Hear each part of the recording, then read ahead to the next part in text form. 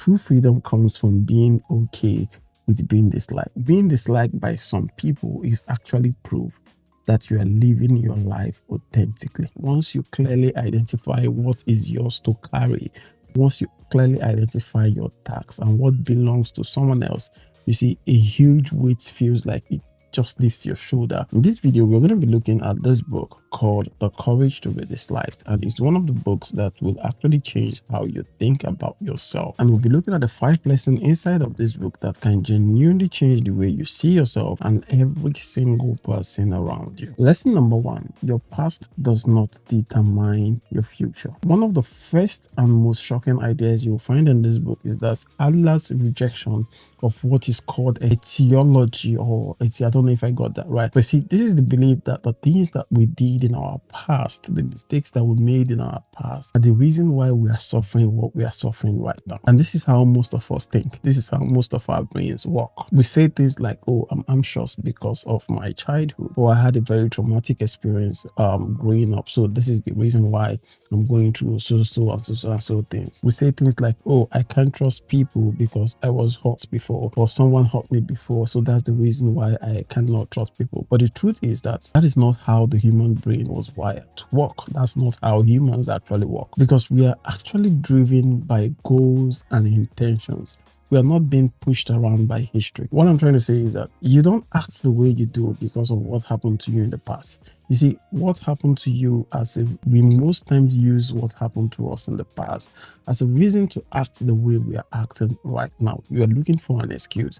That is why you are doing what you are doing, because it actually serves the purpose for it. Now, lesson number 2 is that all problems are interpersonal relationship problems. Now, one of the things you will learn in this book is that every single problem you have, let it be anxiety, low self-esteem, low self-worth, fear, loneliness, every single one of these traces back to your relationship or your personal relationships with other people. It's not caused by you not having money. It's not caused by circumstances. It's caused by how you relate with other people. And now I need you to think about this. Why do you feel inferior? Because we compare ourselves to others. Why do you feel lonely? It's because of the disconnection from others. Why do you seek validation? It's because we need, or we want others to approve of what we do, or we need approval from others. You see, the book argues that if you were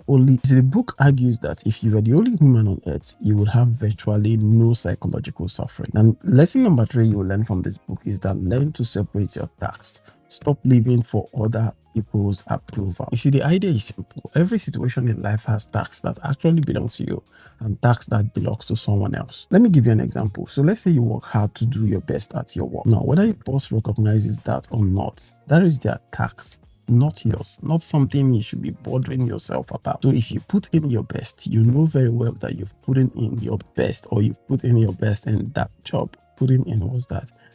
You've put your best in that job. It's not your responsibility to make other people see the value. It is their responsibility to see the value, because truth be told, you cannot control how people react or how people see the things you do or see you. See, trying to live your life based on how others will react to you is actually very, very exhausting, and if you ask me, an impossible pursuit and a waste of time. And one of the things you will learn from this book, it says that once you clearly identify what is yours to carry, once you clearly identify your tax and what belongs to someone else, you see a huge weight feels like it just lifts your shoulder, or something just leaves you, a burden just leaves you once you're able to determine this is my fight and this is not my fight. You see, you stop performing your life for an audience. You start actually living it. Lesson number 4 is that true freedom comes from being okay with being disliked. Now, this is it. This is the heart of the book. This is the concept the title of this book was actually built around.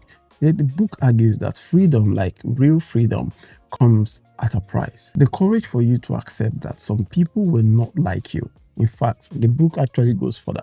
It says being disliked by some people is actually proof that you are living your life authentically. You see, when you live your life according to your own values, make your own choices, and stop conforming yourself and stop contorting yourself to please everyone around you, you will end up finding that you will disappoint a lot of people. It's inevitable. It's something that will definitely happen, and that is actually okay. That is the cost of freedom. But the thing here is that most of us are addicted to approval. Like, we dress, we speak, we post on our social media, we perform in ways that are designed to minimize rejection. But in doing so, in living our life like this consistently, you see, we are not really living, we are just managing perception. You need to take a pause and ask yourself, whose life are you actually living? Are you living for yourself, or you are living for others' approval, or for others who like you? And the truth is, even after doing all this, people might still not like you. Now, this is not about being reckless or being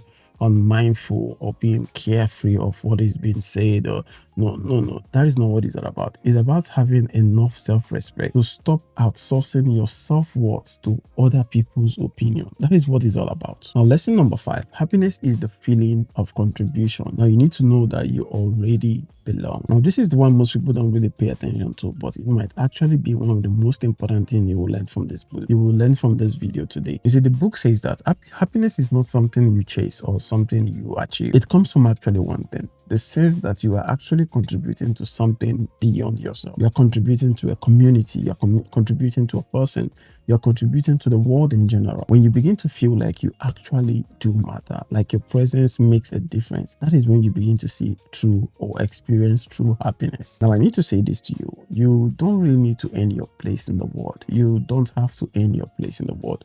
You already belong here. You're already here. You don't need to be exceptional or extraordinary, overproductive or over impressive to deserve to have that connection or that community. You just need to be yourself and contribute your best as much as possible. All right, so you see, this book is genuinely one of those reads that rewires how you think, and if you haven't picked one up yet, I will highly recommend it. I'm going to leave a link in the description if you want to get one of these. I personally like hard copies, so I'm going to leave a link for Amazon.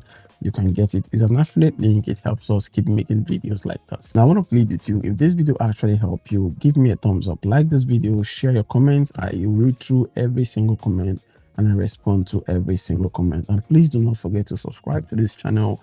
It lets YouTube know that we are doing something of value. Well, I hope this video helps you, and I look forward to our next book review next week. I'll see you in our next one. Bye for now.